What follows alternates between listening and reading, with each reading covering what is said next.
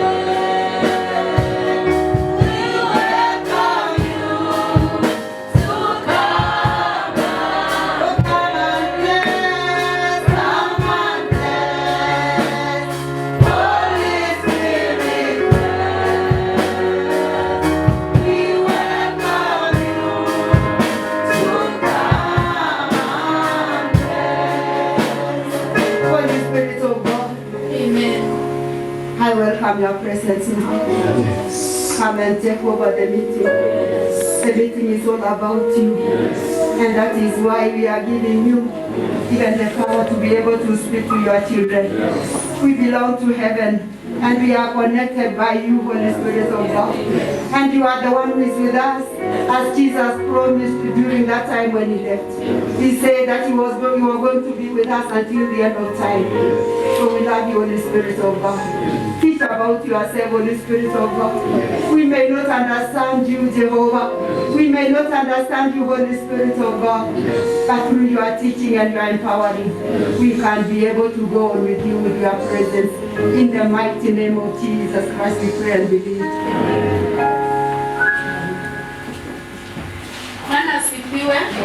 Bwana asifiwe tena. So nashukuru Mungu asubuhi ya leo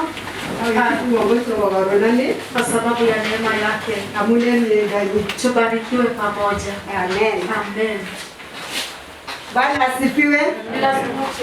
Sijui ni wiki ya 4 tangu tuanze kujifunza juu ya Roho Mtakatifu. Na ninajua ya kwamba Mungu bado hako pamoja nasi akinena. I know that we can never finish everything about the Holy Spirit. But we want to ask God to be able to take us through what he wants us to learn now.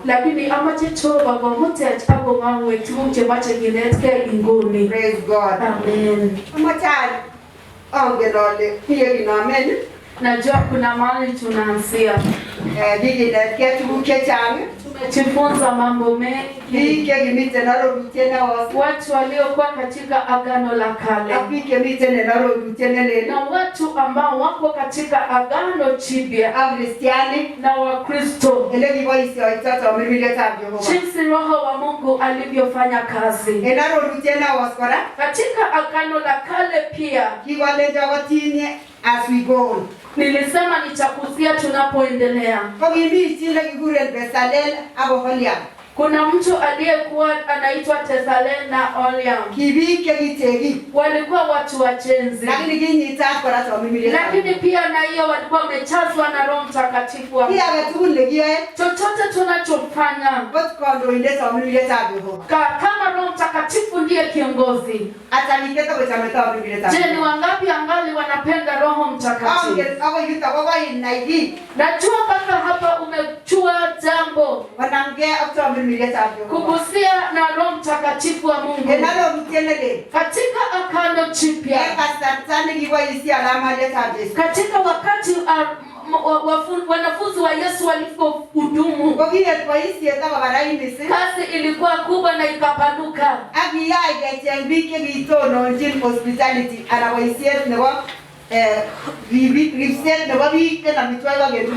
Ilibidi watu watafutwe ambao wanashughulikia mambo ya watu na kazi nyingine. Na wanafunzi hawakutaka kufanya peke yao, lakini walihitaji watu ambao wamejazwa Roho Mtakatifu wa Mungu. Viongozi wa kanisa, watu ambao tunahudumu katika kazi, inafaa tuwe tumejazwa Roho Mtakatifu. Ili chochote tunachotenda tufanye katika uongozi wa Roho Mtakatifu. Napenda Roho wa Mungu kwa sababu ni kiongozi wa kweli na anatuombea kila wakati. Tulipojifunza kuhusu huduma ya Roho Mtakatifu, tukaona Roho Mtakatifu wa Mungu anatuombea katika ile usito kubwa na analia kwa ajili yetu. Amen. Kana bwata kijangele bikure bigabe ngosi jesusute za yote. Watu wa Pentecost waliitwa watu wanaolia kila wakati. We cry without shame. Tunalia bila aibu. Because the Holy Spirit is the one that is crying in us. Kwa sababu Roho Mtakatifu ndiye analia ndani yetu. Na ana ile uzito kubwa kwa ajili yetu. Tunapokuwa na Roho Mtakatifu wa Mungu, hapo na ile uzito ndani yake kwa ajili yetu. Na ananena kwa ajili yetu. Tunapopiga magoti, Roho wa Mungu ananena. Tunapopokea, anaomba kwa ajili yetu. Anaomba kwa muda mrefu. Amen. Roho Mtakatifu wa Mungu ni mfariji wetu. Amen. Tukasema Roho Mtakatifu inafananishwa na maji ambayo inatuliza mioyo yetu. Tunapojazwa kabisa, tunapotoka tunasikia kabisa tumetulizwa. Mioyo yetu imetulizwa. Tumesikia kabisa kutulia. Na ndani yetu inapumzika. Kwa sababu Roho Mtakatifu wa Mungu amechukua.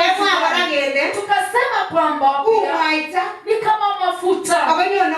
Na anakuja kwa njia ya mafuta.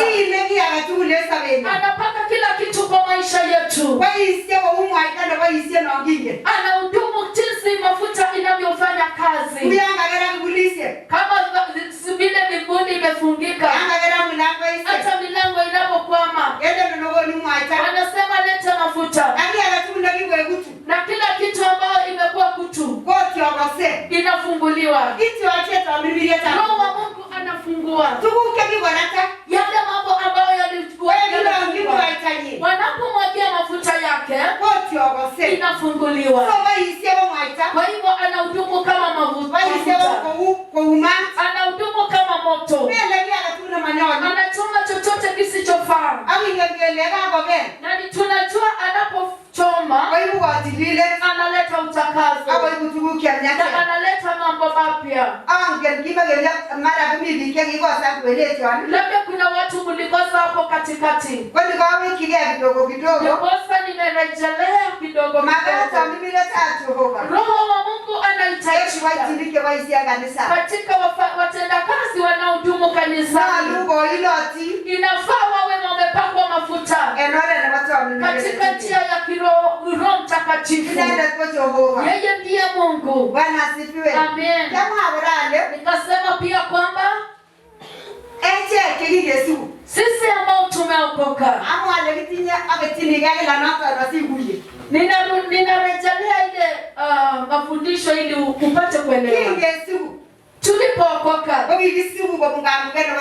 tuliokoka kupitia uwezo wa Roho Mtakatifu.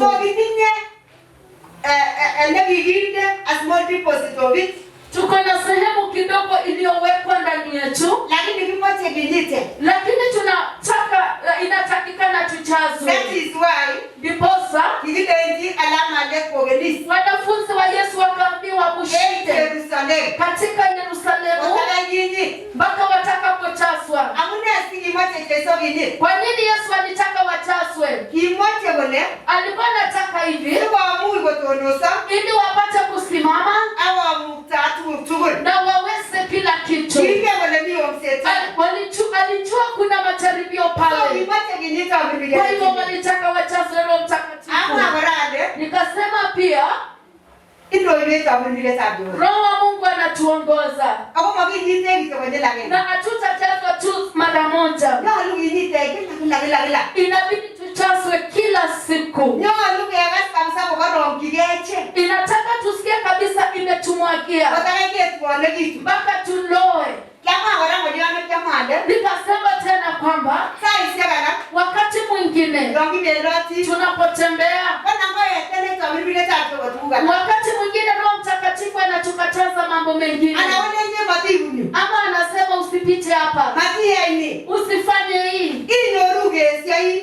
Tunajipata tumekataa ama tunakubali, na tunapokubali anatuongoza.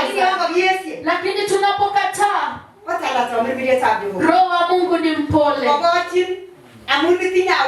anakuacha kwa sababu uko na nia. We are not like animals. When animals were created, they were given an instinct. They are just there. They don't know. They don't understand anything. They just live once and they die. But we are created differently. We were given a will. We were given a will so that we can choose to do good or bad. That is where the Holy Spirit comes in. And He teaches us in the name of Jesus. I thank God for the Holy Spirit. I thank God for Him so much.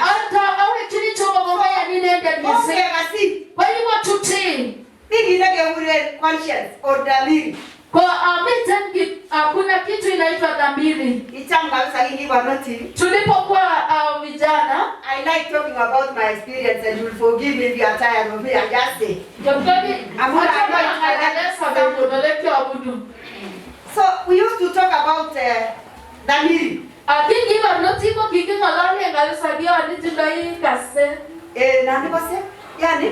In another way, it was listening to the Holy Spirit. So when He tells you, you leave this, you just leave.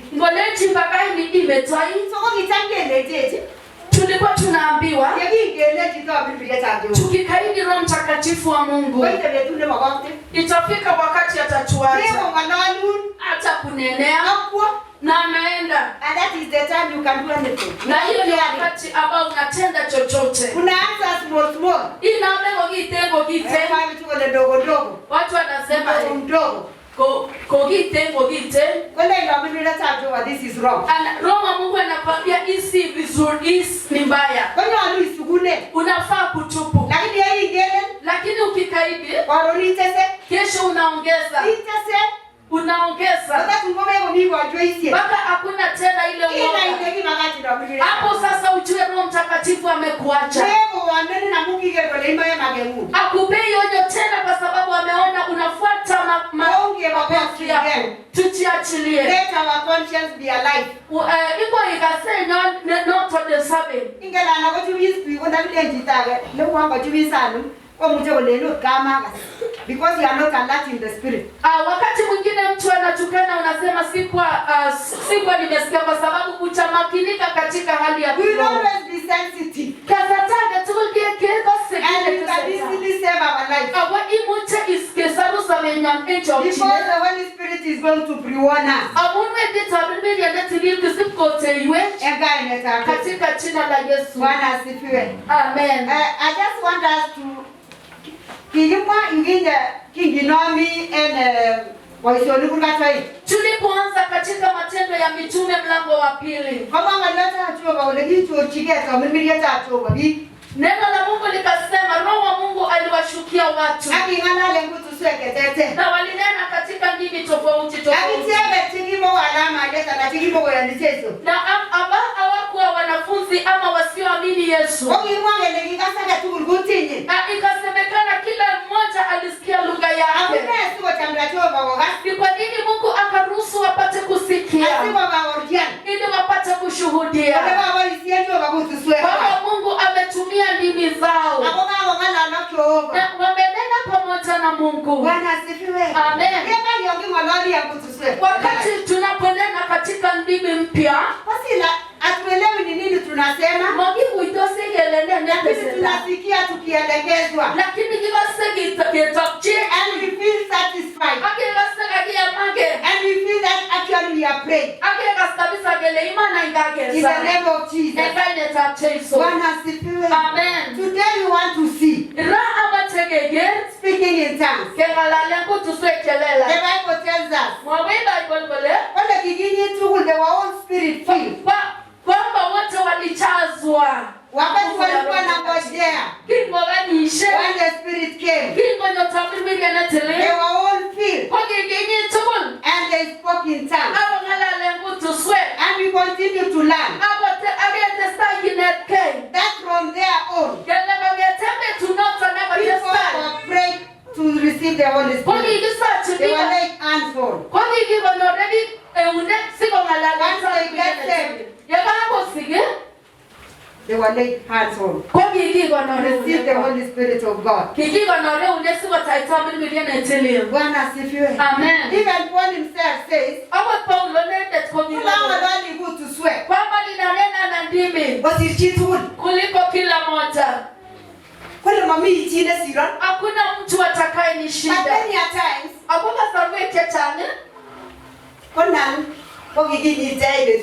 tulicheza siku ya kwanza. So ukiona nikitoa usitoe yako, weka tu. Ni Mungu anajua kwa nini ninatoa, ninashindwa kuongea na hii kitu. Bwana asifiwe. Amen. Wakile munende Mungu. Yeah, say you are comfortable, just put your phone. Bwana asifiwe. Amen. It is not a rule. Bwana asifiwe. Amen. So amale nikasema kwamba kinga kinyi walipochazwa waliendelea kuongea. Because it was their language of prayer. Amungi lugha inyo anewasae. Ni wana wajingi sembe. Ambayo walinenea mbingu. Bwana asifiwe. Amen. Akasema nitekele atadicheki yenyewe. Maybe you spoke that day bichawe ya. Na hisi kabisa kuuliza ni wangapi wamechazwa Roho Mtakatifu ama ulinena siku hiyo tu na ikatosha? Ulijazwa. Ulijazwa hiyo siku moja. Hapa kumbe watu ni wengi. Ino watu uliongea siku moja. Kinga nangi chobetuta. Ama unaongea kila siku. Anangoki na betu. Ino watu mkono juu. So that you can know you got spirit filled. I thank God for you. Bwana asifiwe. Amen. Hii muti ngalale na gidumiwe gila. Unaweza kubadilisha kunenea na kufanya upya kila siku. Hapo tiesawe iniko tinye lugha hiyo. Hata warogi wako na lugha yao. Wana walete chwa. Wanaongea yao. Iwasa kwa wana lugha hii nimewase. Unasikia wanaongea lugha usiku. Kwani setani kutinye. Ni kwa sababu shetani amechaza kama ni laana wanalaani. Kama ni kufanya uganga wanafanya. Kama ni kuita mapepo wanaita. Na unaona akifanya miujiza yake. I'm not talking about that. Neno Sineni kuhusu lakini ninanena kuhusu ndimi yetu ya mbinguni. Nikasema wengine walinena na ndimi iliyosikika. Paulo akasema hata ninaponenea ndimi za malaika, kama sina upendo mimi ni kitu bure. Ndimi ambayo tunanenea ni ya malaika, ni ya makabila mengine. Lakini huenda sitafahamu kile ninachosema, lakini roho yangu na roho wa Mungu wanakuwa moja na wanashiriki pamoja na kwenda mbele za Mungu, bali takatifu pa watakatifu kututi kabisa. Asata Biblia ya Jehova na anaenda mbele za Mungu katika maombi. Ni Mungu tu Utatu, Mungu Baba, Mungu Mwana na Mungu Roho Mtakatifu, ambao wanaelewa ninachosema. Amen. Wanaelewa because the Holy Spirit takes over. Kwa sababu Roho wa Mungu anashika usukani na wanaanza kuita mbingu katika jina la Yesu. I told you a story. Nikawaambieni hadithi kwamba mtu mmoja akapata hatari fulani. Mtu mmoja nimepata alipopatwa na hatari akaomba akinena na lugha mpya. Hakuelewa amesema nini, lakini aliona watu waliomfamia wakitoroka. Kuonyesha kwamba kulikuwa na ile upako. Mungu alituma huduma ya malaika na wakafukuza na akawapa tunaponena katika ndimi mpya, kuna mambo makuu yanayofanyika. Huenda sitaelewa ninachosema. Amen. That is why mara mingi tunaponena katika ndimi mpya tunajipata tunalia. It is the Holy Spirit that is crying in us. Mungu ambaye analia ndani yetu, ananena kwa ajili yetu. Sisi tunaomba tena. It is not me. I no longer live. But it is the Holy Spirit who lives in me.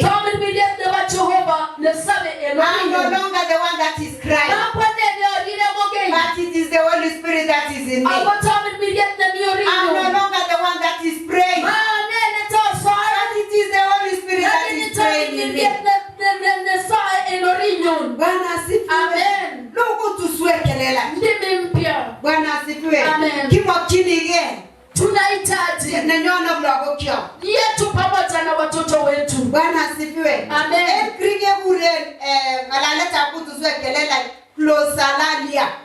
Inaitwa glosalalia katika lugha ya Greek. Glosa kwa maanisha ni tank ama buti ama geleta. Glosa inamaanisha ndimi. Lalia means talking. Na lalia inamaanisha kunena. So it is the tongue. Kwa hivyo ni ndimi that is controlled by the Holy Spirit. Ni ulimi ambao unaelekezwa na Roho Mtakatifu. Our tongues speak.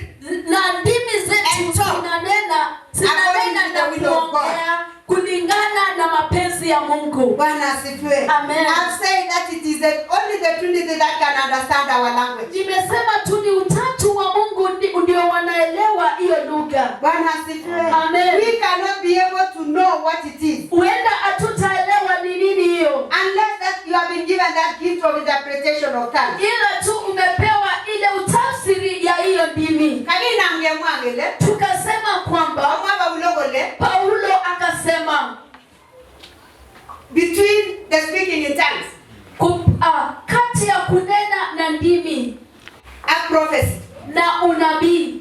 Those are the gifts Jehovah. Hiyo ni kipawa ambao upewanwa na Roho Mtakatifu na mengine. Lakini watu sana upenda unabii. okay. Si mbaya, iko sawa. Ni kwa vile wanaelewa. I want you itoshi. Ngoja maoti yatu. Nabii akikuja hapa, wasa jitu kulola amego ngalo maoti yatu. Kila mmoja anahisi nataka kunenewa na nabii wa Mungu. Amu itorore anaona kutoka nise. Kwa sababu anainua kanisa. Na mwani. Wacha niseme hii. Ngai tuna maoti yatu. Nabii akikuja leo, nene kwa mwaungi kuoge. Ambaye atakuambia hukumu. Au mwaungi kabisa ndai. Atakuhukumu mbele ya watu. Kundu maona sana ndai tajo kama. Je, huo unabii unatoka mbele za Mungu? Hiyo ni swali. Hiyo ni swali. Yes. Ni ile mwacho over odola kwa mego karibu. Kuna jinsi Mungu ananena kama anataka kukukemea. Uje kwa mwaunenore ndio odogo. Anaweza kukuambia katika njia anapitia kando. Na ibu gaigai ambayo inaleta faraja. Bwana asifiwe. Amen. I remember way back 1986. Ninakumbuka kabisa mwaka 1986. Ange ndo kwa inge langa sister Wangane. Sijui kama Ulangata anajua sisi. So wiwa ni Kericho. Alikuwa amekuja Kericho. Kwa kia tu yende ni Kericho Teachers College. Tukaenda mkutano iliyokuwa katika chuo kikuu cha walimu. Wiwa ni sie chuo Wangane kwa ngalane mtu swe. Ako kitinye interpreter nini? Mungu anatumia direct prophecy. Wiwa sie tongues. Lakini kitinye chitabene interpret. Alikuwa ananena katika ndimi lakini alikuwa na mtafsiri wake, anatafsiri ndimi. Kito maana ale moi bikyo bagilila. Sikuwa nimejua Mungu atakufanya uaibike. Magoni prophecy, negoni ni renyage. Goni prophecy negonagu. Atakupea unabii ambao utasikia haibu, lakini anakupea unabii ambao hapo ndani ile netia. Hata kama umefanya makosa kiasi gani. Basi wala kugitone nda niyo msetai mu ndio ndo kugole ngo chita de ichubi ko munje gole ko tore choba kutimu inawe kwa na anakupea ichubi kabisa mama ticho kwa kiko yesi jo kaidonda unless kilingine hata kuambia ile neno ambao ina kukufisha moyo. Munje gole isa kwa kutimu anaweza kukuambia omba kuhusu saa kwa matoro ndogo, omba kwa ajili ya marafiki inananda wewe kalenjini. Katika njia nyingine anakuambia jitenge na marafiki, jikane na marafiki wako. Kwa hivyo huyo mtumishi aliponena, nilikuwa mmoja wao anaitwa Ngawa, nilikuwa nakaa pale nyuma. It was early 1986 and I was newly married. Ilikuwa mwaka wa 1986 na ilikuwa nilikuwa nakwenda Jehova na nilikuwa naomba maombi yangu.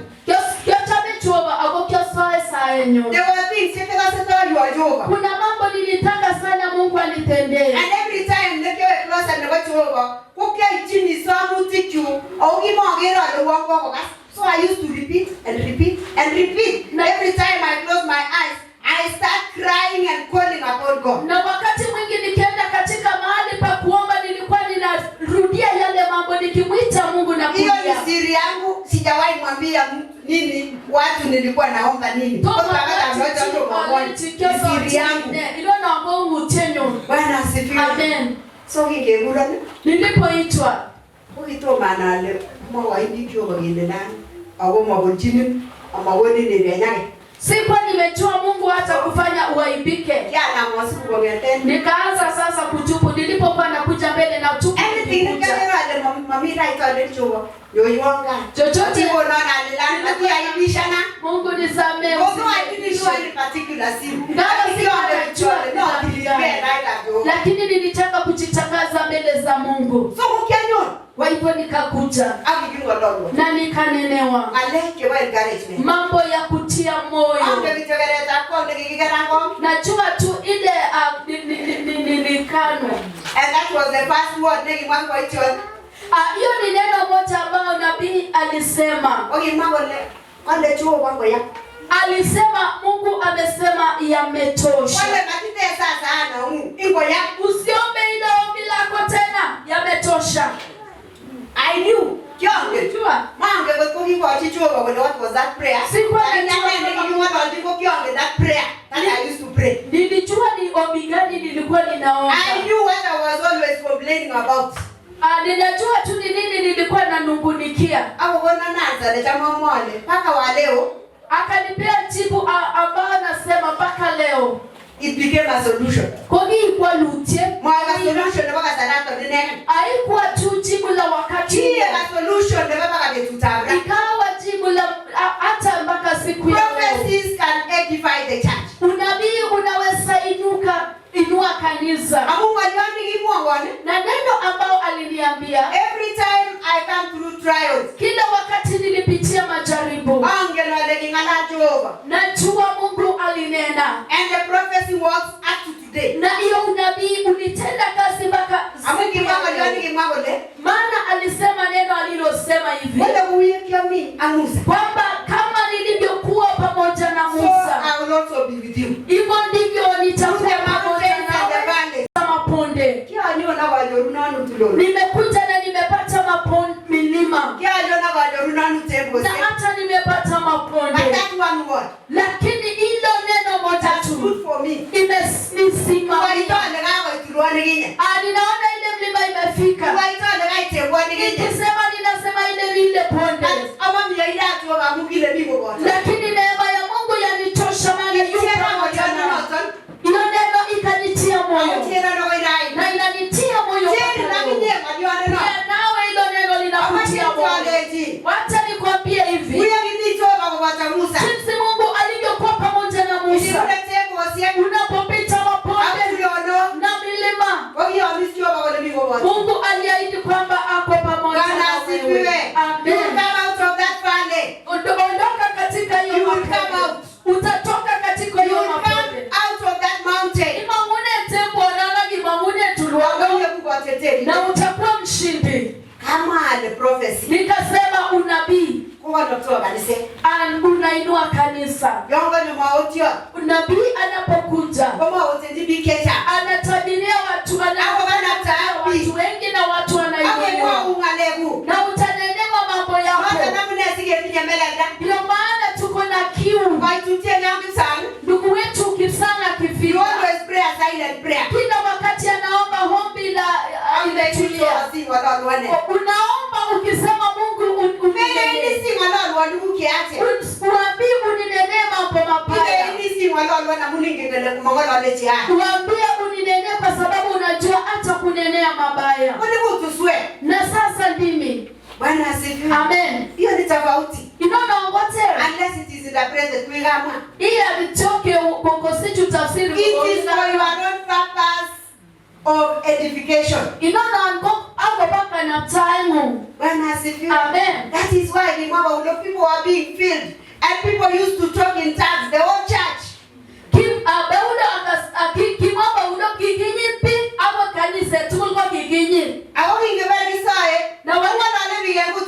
Until there was no more teaching.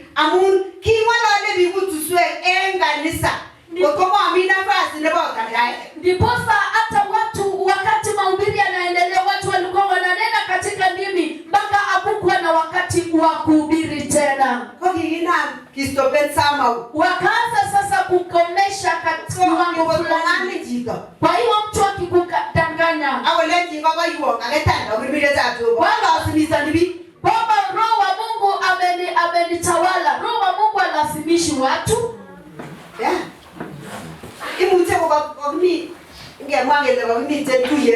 Labda tuko mkutano fulani na inatosha na masaa yameisha.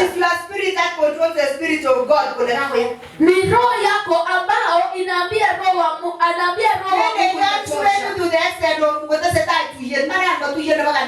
You are praying in tongues, that is wrong. Labda hata mkutano ambao si ya kanisa unaomba katika ndimi, hiyo sio sawa. Bwana asifiwe. Amen. Ni wewe unanenea. You can pray inside yourself. Lakini you are not going to interfere anything. Lakini mewendi imusaidia betugul. Bwana asifiwe. Amen. Kwamba chamane. Nitaka kusema nini? Tawa Biblia yetu Jehova. Huyu Roho wa Mungu. Yanga kabisa. Tunapoomba through the Holy Spirit. Kupitia Roho Mtakatifu. Kwa ugimite tete yanet. Anachenga imani. Tianga imani sinyari. Hata ukisumbuka na unamwita kweli unahisi kwamba wewe mimi ni mwana wa Mungu. Ikasemekana wa dunia hawatapokea huyu roho. It stimulates faith. Kwa hivyo inachochea imani. And it will help us to trust in God. Hapo tawalete tikia Jehovah. And allow him to be fully in control. Hapo tamtinenda kwa iwe kwa Mungu. Bwana asifiwe. Amen. Kama ale imuche kubeba saidene. Nimesema kwenda ausikii nini unanena. Imwalo ale kutimu. Ndimi yako inanena. Lakini God is the one speaking through your tongue. Lakini ni Mungu ananena kupitia ulimi wako. Bwana asifiwe. Amen. Acha mechoba na mama. Napenda Mungu sana. Kwa amache soma nasema mama ngaleke chama mege soma ne goribe ende tai. Tusoma na gamwana. Tusome katika Wakorintho 1:14. Amen.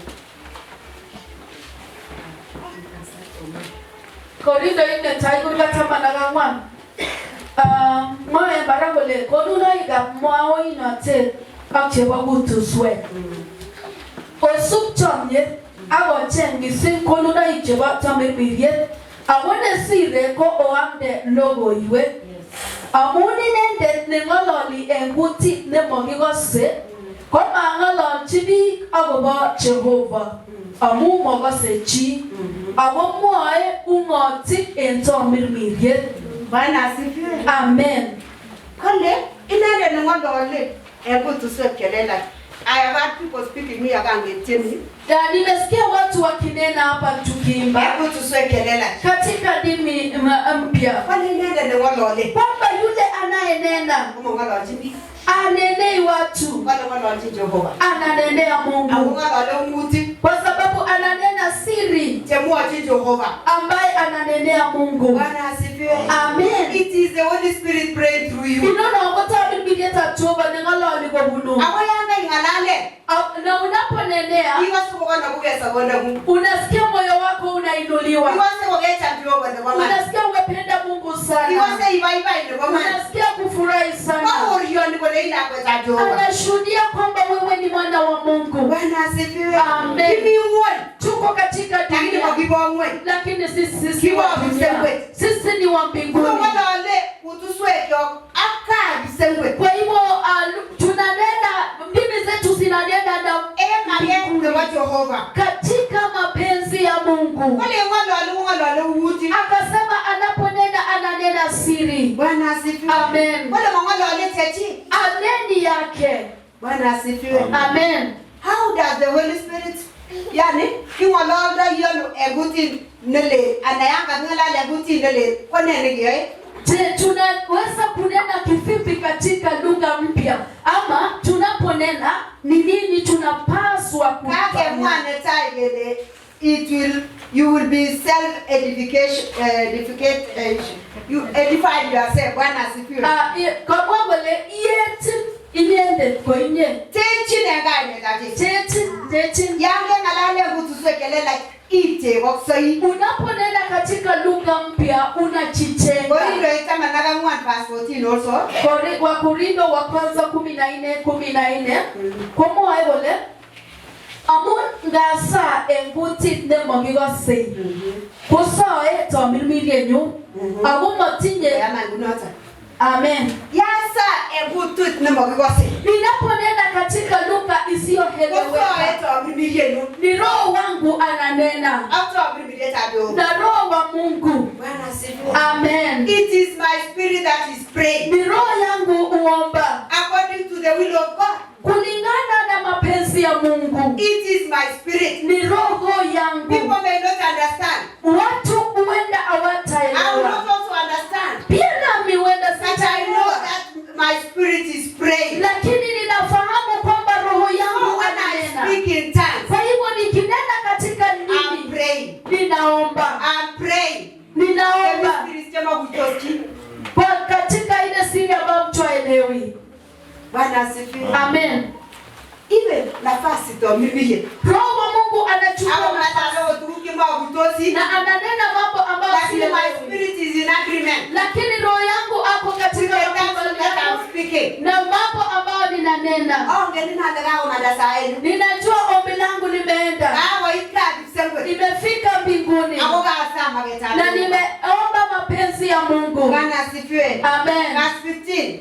Kama netayo nikasema ya kwamba unajitenga katika kunaamka. Ya pili, it is the spirit that is praying. It is praying. Ni roho ambaye ananena. Number somo ya 3 Waiteta manamu ne anyo osoe etobil mirie abo osoe engomnotet agine atieni etobil mirie abo atieni engomnotet agine. Bwana asifiwe. Amen. Ne anyo nini sasa kiri gaspi acha mene abo tena kana in the spirit. I really like it. Especially when I'm alone. Kuimba katika roho wakati niko peke yangu. I need God to control my tongue. Ninachiachilia Mungu apate kutawala ulimi wangu na ninamwachia neno.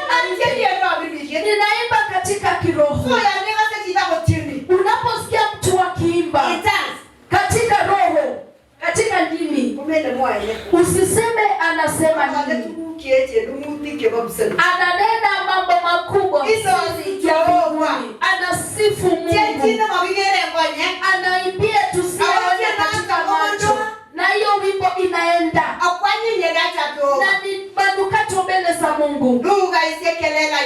Ndimi mpya ya nyumbani. Lugha zetu za mbinguni. Sisi ni watu tofauti nilisema. Sisi ni tofauti.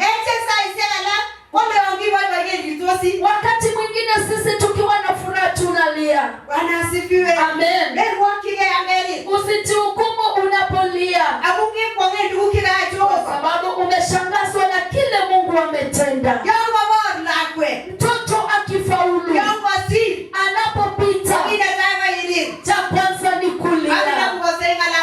Na ikiwezekana neno katika lugha ili Mungu apate kusifiwa. Bwana asifiwe. Amen. We are a peculiar people. Sisi ni watu tofauti. We may not be understood. Ni mtu magiguye. Bwana asifiwe. Amen. Because we are different people. Amungi vichete. Sasa isema la kule we rejoice.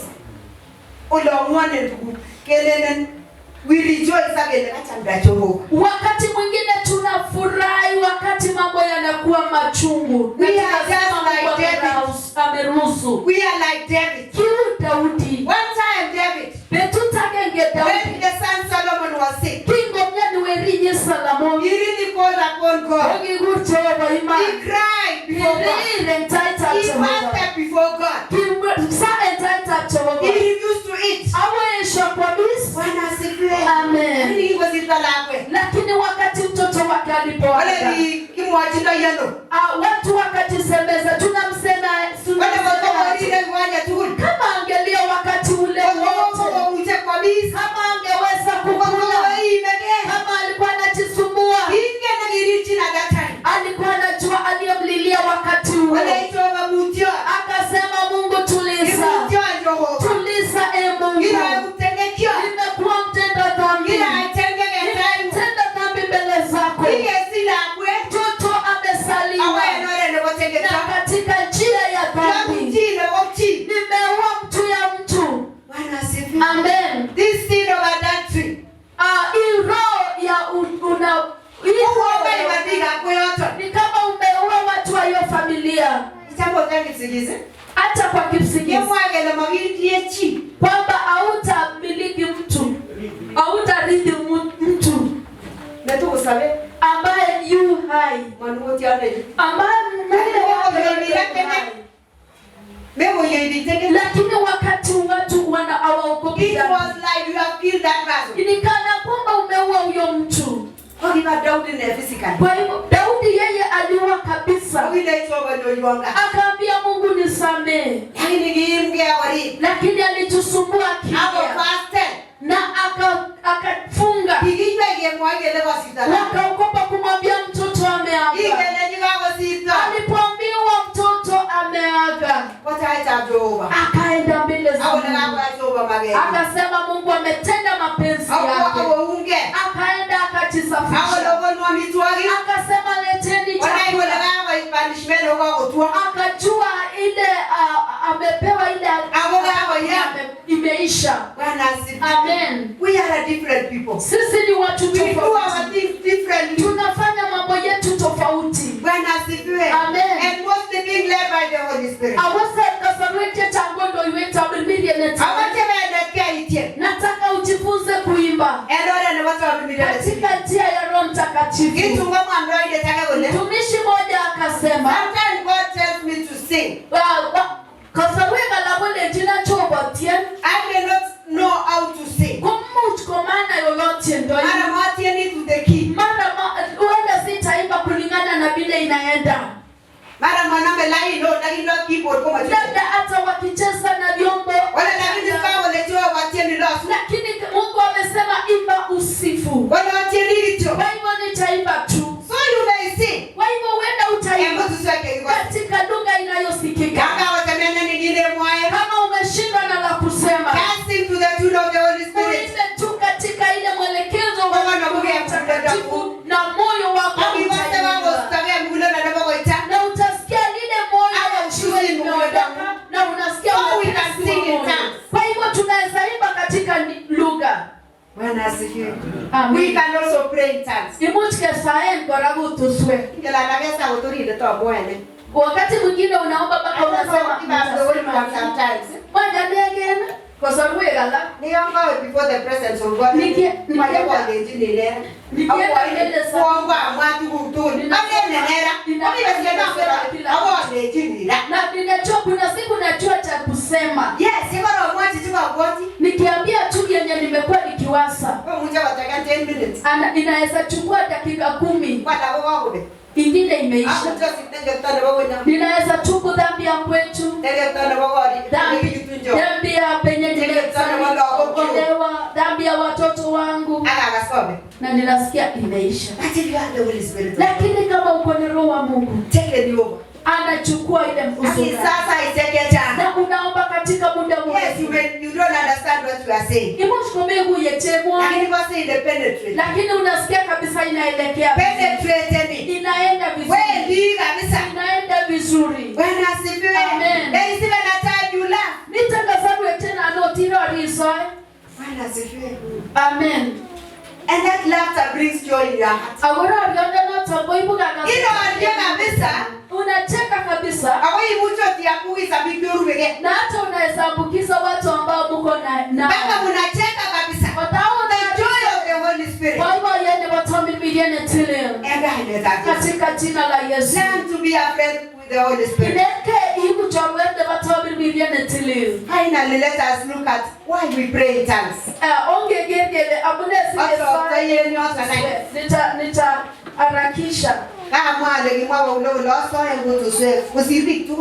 Paulo akasema ninanena kwa ndimi kupitia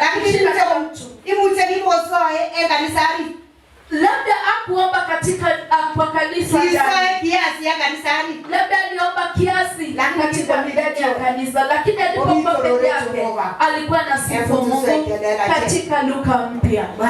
Amen. When we speak in tongues, tunaponena katika ndimi, it allows us inaturuhusu to speak directly to God. Tunene kabisa tukilenga Mungu. Bwana asifiwe. Amen. It allows us to speak directly to God. Inatupea ile mwelekeo ya kunena pamoja na Mungu. It will allow your mind to get out of your way. Itakubali hata mawazo yako itoke katika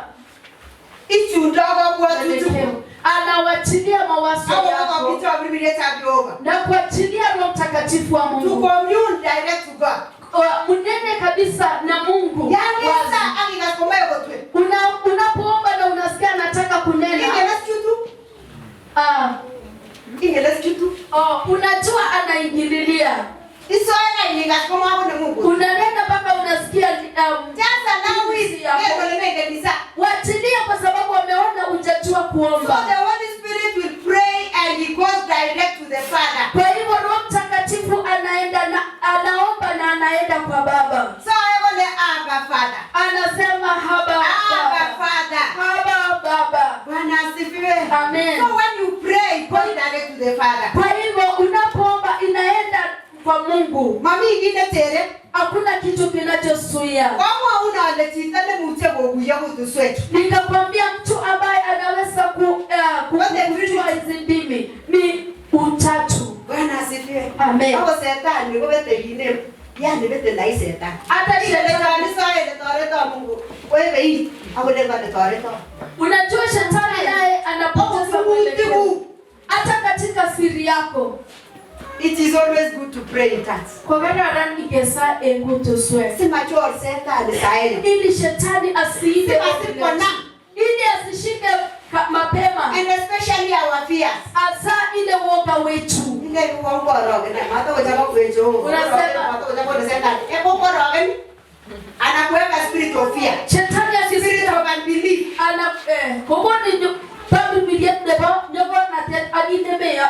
That's why we speak with God. Lakini yengala lokcho. Our own secrets. Kwa umuti kyo. Uite msemo direct. Inafika kwa Mungu direct. Allow the Holy Spirit to speak through you to the Father. Wachilia Roho Mtakatifu anene kupitia kwako. Huyo mwingine kutuswea gaboi. Kama jinsi atujui ndimi za mashetani. Baba kuitosa bila kutuswekyo. Pia nao hawaelewi ndimi zetu. Amuki moloti ni kwanda nyona. Kwa sababu tunaendelea baba yetu. Kuti kachanda nende. Katika lugha ambayo yeye mwenyewe anaruhusu. Bwana asifiwe. Amen. Number 2. Ya pili. It keeps you in tune with the Holy Spirit. Anakupa moja na Roho Mtakatifu. Amacha mwade hii. Nataka niseme hivi. It is the Spirit that gives the gifts. Ni Roho wa Mungu anapeana vipawa. Kwa huyo kachanda. Jinsi anavyoruhusu. So when we speak in tongues, kwa hivyo tukinena katika it allows us to be in tune with God. Anaturuhusu tuwe umoja na Mungu. Bwana asifiwe. Amen. With the Holy Spirit. Na Roho Mtakatifu. And we allow him to do it. Na tunakubali atende. It allows us to pray the will of God. Inaturuhusu tuombe mapenzi ya Mungu. Bwana asifiwe. Amen. Mungu akasema mawazo yenu si sangu. Na sangu si senu. Kwa hivyo tunaporuhusu anaomba mapenzi ya Baba. Na anatupea nguvu. Na anatusaidia. Na tunamtii. Bwana asifiwe. Amen. Yeye yu ndani yetu. Sisi ni hekalu la Roho Mtakatifu. Bwana asifiwe. Amen. What our bodies? Kwa akasema miili zetu is the temple of the Holy Spirit. Ni hekalu la Roho Mtakatifu. So when they agree, kwa hivyo wanapokubaliana, our spirit with the Spirit of God, roho zetu na roho ya Mungu, and they are in tune together, na wanaenda pamoja, it allows us to pray the will of God. Anaturuhusu tuombe mapenzi ya Mungu. And there is always a breakthrough. Na kutakuwa na ile maombi yetu ya tunapomaliza kuomba tunangoja tu ili matokeo yatokee. Bwana asifiwe. Amen. Na hizi kila moja ajazwe. Nasikia tuwe na kiu kwa ajili ya Roho Mtakatifu, ili tufikie panapofaa, na tufikie katika maombi ambayo inakamilifu, ambayo inafika mbinguni. Bwana asifiwe. Amen. It strengthens our spirits. Inatia nguvu roho zetu. Bwana asifiwe. Amen. You find that you are strengthened. Unajisikia umetiwa nguvu. Unapoenda na kupiga magoti na unalia, Roho Mtakatifu wa Mungu analia kwa niaba yako. Unasikia umetiwa nguvu. Unasikia umetosheleka. Bwana asifiwe. Amen. It is only prophecy that can edify the church. Ni tu unabii ambao unajenga kanisa. Our praying in the spirit. Lakini kuomba kwetu katika kiroho personally strengthens us. Katika sisi kibinafsi tunatiwa your own benefit. Ni kwa ajili ya faida yako. Bwana asifiwe. Amen. Ananena na kuomba kwa ajili yako. Anakutia nguvu. Na anatia nguvu roho yako. Na unasikia kuhimizika. Bwana asifiwe. Amen. Number 4. Yane, it allows you to pray. Anakukubalia uombe even when you do not know what to pray. Hata wakati ambao haujui na jinsi kitu ya kuombea. Isa nene ichuti kende kabisa iwendi your closet. Wakati mwingine zaidi. Wagai borogeche. ujisikii kwenda kuomba unasema acha bado ikae. Si mara mingi. Akigere kasarwe chechange. Wewe ndo mbesa. Wewe tukugine cheka inde orodha ile. Hapo wasochi. Kabla utaomba kuna mambo unaweka orodha kwamba ninaenda kuombea. Mimi ndo ndio kidoni. Kuna hii na hii. Magete. Nina hamu ya hii na hii. But there is time. Lakini kuna wakati when you don't know what to say. Hata ujui unaombea. Tukuje research toa. Yeye umeombea yote. Awengele kawaida. Na kawaida research ni yes bro. Unajiombea kwanza. Mwanga wewe kizote mtu akiombe betulo. Akikie analiutie. Sijui kama unakumbuka kuombea chakula na maji ya kunywa. Kitu unakunywa siku hiyo. It is good to pray. Ni vizuri kuomba. Yanga yetile. Wakati anabarete kwale wale la kwa hii wao mitwa kitone mesachi. Kara nyangenya isachi utamitwa kiame betuno. Peche au tendetie ngeliemu. Ni vizuri uombe chakula, maji ya kunywa na mahali utakanyaga siku hiyo. Kwa Biblia tabiomba. Kwa hivyo Roho wa Mungu au tiambe wasa kabisa. Hata kama ujisikii kuomba, wewe mtungitio agiwachige. Unapopiga magoti na kujikia anachukua nafasi. There could be dangers ahead of you. Labda kuna hatari mbele zako. Lakini Roho anaomba. Na kukufunika. Akuombee. Kwa sababu ni Roho wa Mungu. So just go and live. Kwa hivyo enda tupiga magoti. It is the Holy Spirit. Kwa sababu ni Roho wa Mungu. That will help you to pray. Atakaye kusaidia when you don't know what to pray. Hata kama ujui ni nini ya kuombea. When you don't feel like. Hata kama ujisikii kuomba. Bwana asifiwe. Amen. And when you don't feel like even kneeling down. Hata kama ujisikii kupiga magoti. Sijasema tu wakati tunaomba. Ni lazima tupige magoti. The direction of the Holy Spirit. Inategemea mwelekezo wa Roho Mtakatifu. Kuna wakati unasikia kulala chini. Unasikia kujipingirisha. Daudi alipenda sana kupiga magoti. Daudi akasema siku moja kwamba nimepiga magoti mpaka ninapotea magoti yanagongana.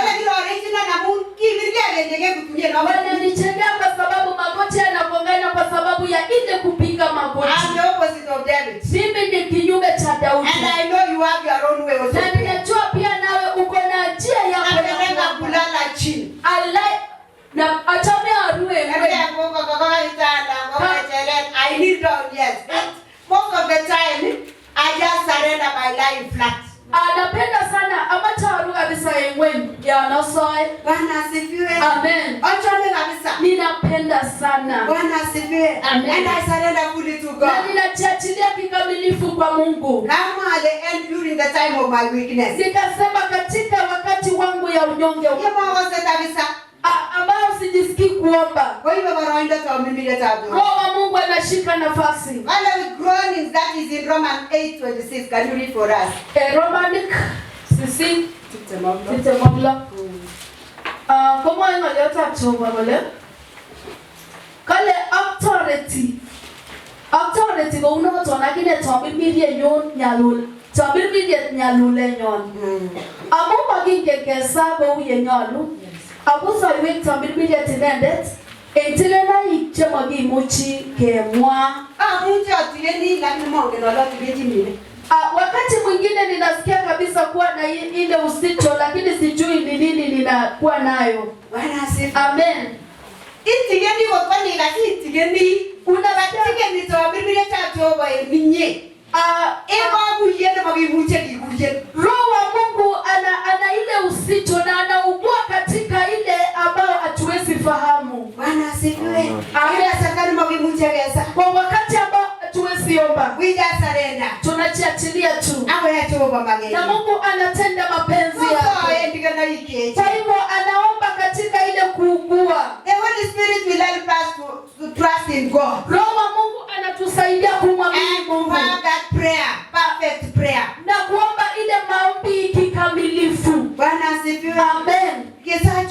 Regardless of our situation. Kuomba Mungu ata Gesachoba awot ayin ateret negitije. ambao unapotaka kuomba matamshi hayatoki. Unachofanya tu you just sit down and surrender to God. Unakaa chini tu na kuachilia kwa Mungu. Labda maombi hata sauti haitatoka, lakini unasikia moyo wako machozi tu inalenga inatoka. It is your spirit and the spirit of God.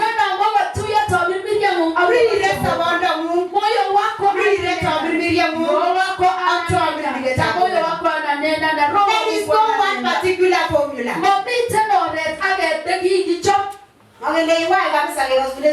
There is a time when no mama movie or the cookie, lakini you are crying. Si ati unapasa sauti kabisa, lakini kuna wakati unakaa tu hakuna hata neno. Yes, wakati mwingine kuna saa ya kupasa, wakati wa kunyamaza. Unalia kabisa. Hata utaki mtu Daudi akasema siku moja. Daudi betuta genge. Kuna moja anaomba usiku wote. Moyo wake au unalia. Ukisikia kitabu chako imetawa na unafikiri mtu analia, lakini roho yake analia. Anaambia Baba nisikie.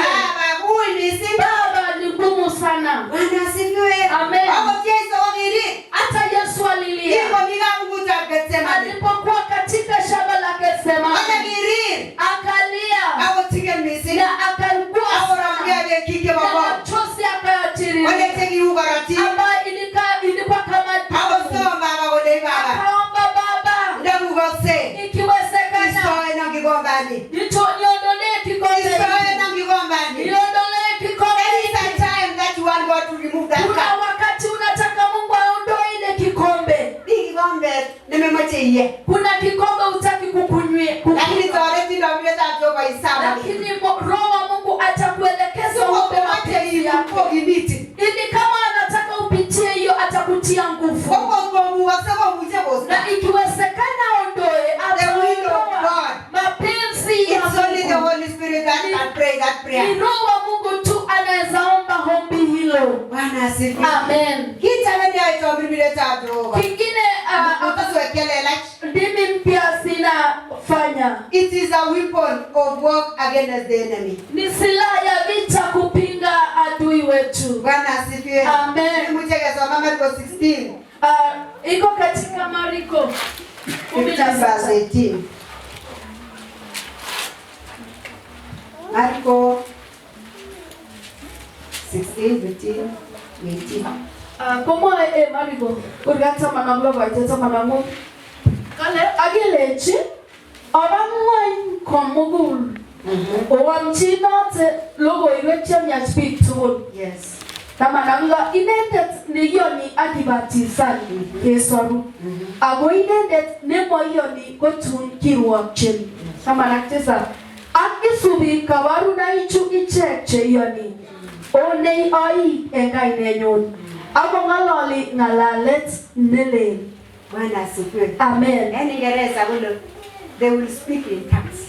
Katika Kiingereza kama wale ngalali ngutuswe. Kikoyambika chachang kole kiamdole kuyo kiamnya kityo bisojimbi lakini utongo onoi kumi biik chemoyoni. Watu wameamini kwamba wanahubiri na wanaombea watu, lakini ile ya kukemea ama kufukuza mapepo kuna watu hawaamini. Lakini amesema ananena katika lugha. Bwana asifiwe. Amen. Piga Pentecost. Watu wa Pentecost wanaonena lugha isiyofahamika. Ni lugha ya Mungu. Lugha ya mbinguni. So kita genge. Kwa hivyo kitu kimoja. Hata ninaona watu wakikombolewa. Bado muna na roho ambayo iko kwa mtu. Unaambia toka na au umefanya nini? Lakini ukianza kunena katika anasikia kuchomeka na anasikia kabisa uoga, kwa sababu umenenea mbinguni. Labda umeita malaika God to take over. Ni njia moja ya kuambia Mungu chukua nafasi. Amen. It is one weapon against the enemy. Ni silaha moja ya kupinga adui. It is one weapon against those who are against us. I wish you could desire that you speak through this language.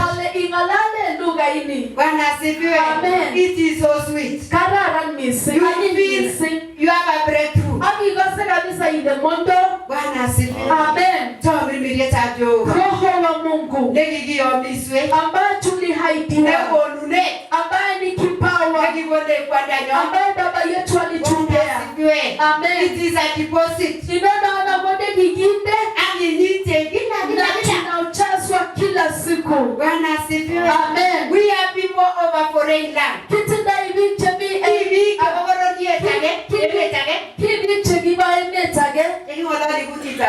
Ambaye tunanena ni lugha ya kwetu. And it is a sign to those who do not believe.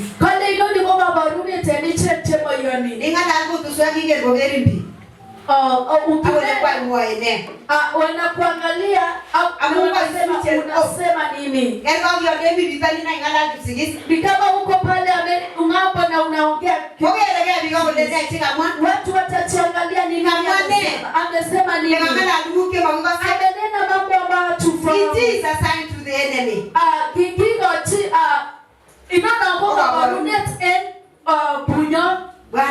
Amen. I don't know if you still love me.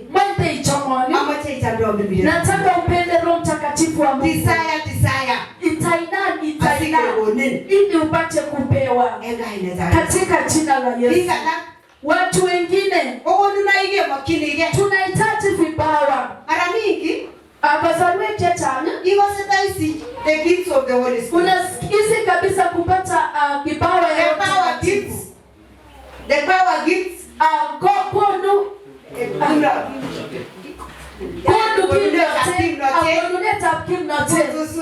adimi hata ya uponyaji. Amen. Huyo Roho wa Mungu ndiye anapeana na kwa ajili ya mapenzi yake. Amen. Vipawa ambao watumishi wa Mungu wako nayo. Roho wa Mungu tu anaangalia na kusema ni nani nitampea nini. Amen. Kwa hivyo kama tunahitaji tupokee kwanza ili atupee vipawa. Kipawa cha uponyaji. Amen. Kuna watu wakiombea watu wanapona. Ninapenda sana. Katika anajulikana ni nani akiwekelea mtu mkono mtu. Alijulikana ni nani alikiwekelea mkono mtu mgonjwa mtu angejulikana ni nani anaweza fanya ukombozi.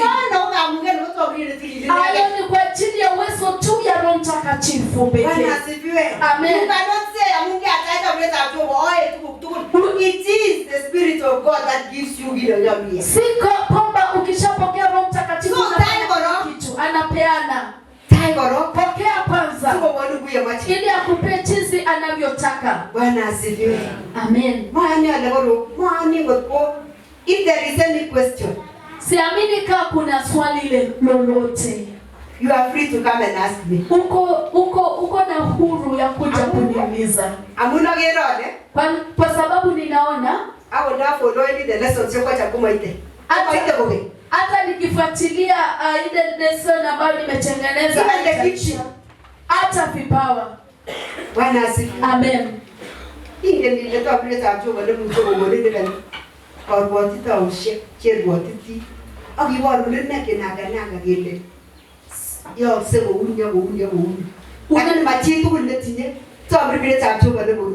Unajua hata hali ya ndoto ni Roho Mtakatifu anaweza kukuonyesha na utakuwa kabisa unajua amenionyesha hii na hii na hii. Asubuhi unasikia kabisa Roho wako na wa Mungu walinena pamoja usiku. Na amekuamuru utende hii na hii. Bwana asifiwe. Amen. Hata wiki moja tu Biblia. Ni wangapi wanahitaji Roho Mtakatifu wa Mungu? Ili akuongoze na aongoze nyumba na akuhekimishe. Anapeana even in decision making. Hata katika ile ya kutatanisha. Katika Yeremia 6:16. Unapofika njia panda, umwite Mungu ili akuonyeshe njia ya njia ya kupitia. Roho wa Mungu anapeana. Roho wa Mungu anapeana. Katika kila kitu unachohitaji. Roho wa Mungu and everything the Trinity of God. Na kila kitu atutune before Jehova. Wanakubaliana. Na wanaona unafaa. Bwana asifiwe. Amen. My life has been the life of dreaming. Maisha yangu imekuwa ya kuota ndoto. Kuna mambo ninaona asubuhi niliona kabisa. Some of them I don't understand why. Alagoma uitosi alemanya mune.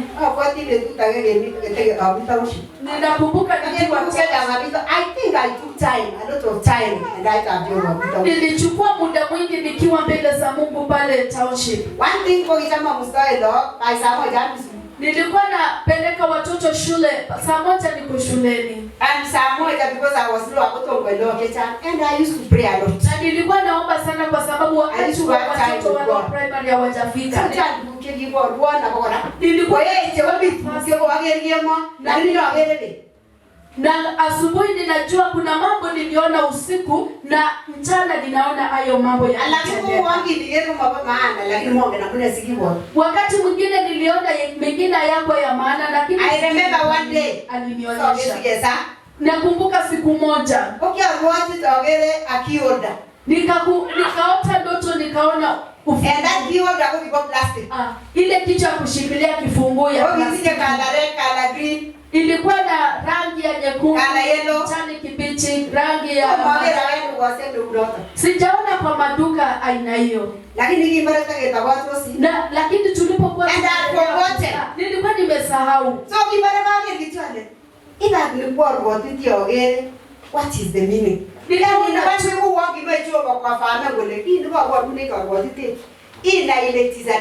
Ilikuwa tuthibitisho kwamba Mungu ujue kwamba niliyekuonyesha kwa ndoto ni umeona wazi. One day I dreamt.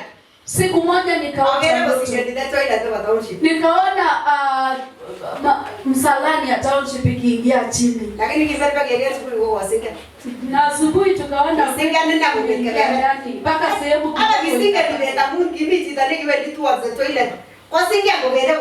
kumbe mtu aliona kabisa ikiingia ndani. Lakini na mwaona wale uongi masa mamane amu la na wai age gogo ya au kato masa so chama le dicho ba to si bo to asubuhi.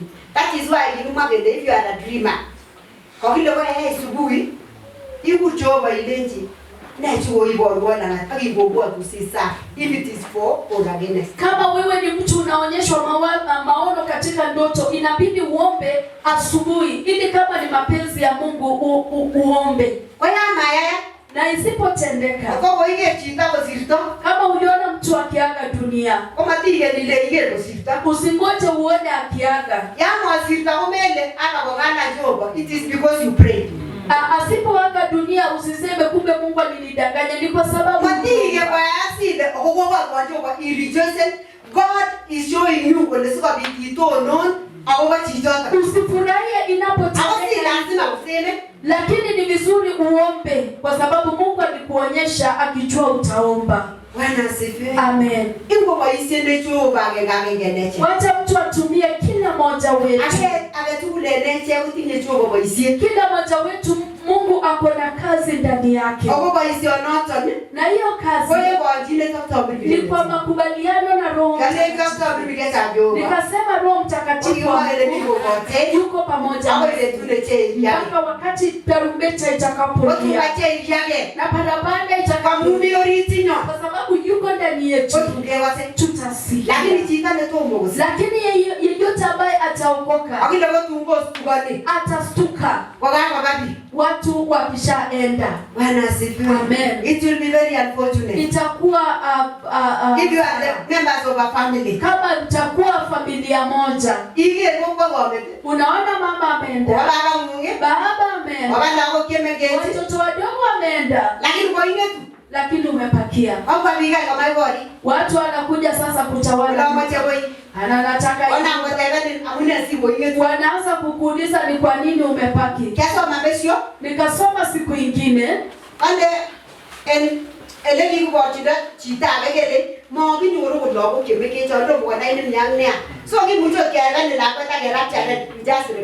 unaweza wanyang'anywa mtoto unapaki.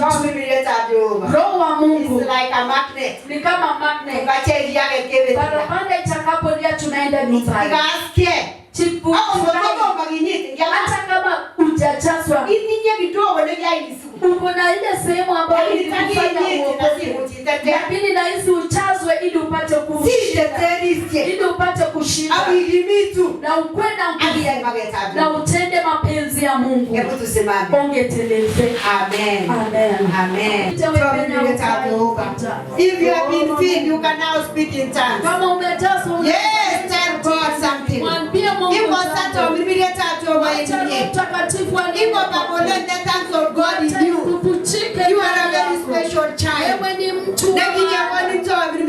umepewa Roho wa Mungu. And you want to pray with that Holy Spirit. Na unataka kuomba na Jehova. Nena Mungu. Tell God something. Mwati Jehova. Mati yue Mwati Jehova. Tell God something. Mwati Jehova. Let your lips pray. Iko saa agutuswe kutimu. Na hata ndimi yako. Those that have been filled. Mwati Jehova. Umejazwa ndimi. Leina moja mnote. Lambia nataka uniwezeshe. Unisaidie. Yes, Lord. Hallelujah. Holy Spirit of God. Hallelujah. Our dear friend. Hallelujah. Our dear friend. Torwenyo. Torwenyo le torete. Ejigisitu ekete. Solwete nikana ikete. Solwete ngudu tamile tadoga. Torete. Listen their word. Tolege mama bitu na time. You know you wait. Start with the Father. In the mighty name of Jesus. Yes. Matinda wasamo. Matinda menginda wasimo. Nena kusikia. Iwa nanda kusema. Nena na pili. Katika the sons have been given to you. Umepewa hizo mbili. Umepewa. Umagele wakisemwe. Kulingana na uko ya lisele wakwanda nyona. Ahadi ya baba yako. Iwa wende hosti. Wewe ni wapenda. Ila wetako. I'm giving you your time. Ninakupa nafasi. Lord Jehovah. Nene ya Mungu. Lord Jehovah. Nene ya Mungu. Mungu ndio bota mbilione tele. Kupitia ya Roho Mtakatifu. Jehovah ndio ima. Mungu anakupa. Salamu na sigi ya misuri. Olawoni. Tamu mbilione tele ya gogote. Tamu mbilione imute unisa. Tamu mbilione toreti. Toreti ndenyo. Toreti ndenyo. Tuna ni mwalimu wetu. Yes, techi sauti. Pagisa. Abichaji guti Mungu na Jehova. Ulimi yako Mungu atumie. Yes, in the name of Jesus. Katika jina la Yesu. Pamchabalatesa. Makaraba santoro yamasi. Le torima senteri yamasa. Oriba santerebo satiari yamana. Ya sanori matendalo. Ya toko masanteria. Loria masantiria serabi. Riba kanteri. Balol dewe jedaitawa. Tunendeleza Baba. Kingengele yurichi. Tunajua unaweza. Endingena ikete. Kwa kuu. Iteterwe yugeta. Utushindanie vita yote. Uigo wote ibetusetu. Enda pamoja nasi kila siku. Oyo ni wale ya tena. Amune Kristo Yesu Yesu Mwokozi wetu. Amen. Okay, bichido bae u. Tupigie Yesu makofi. Now.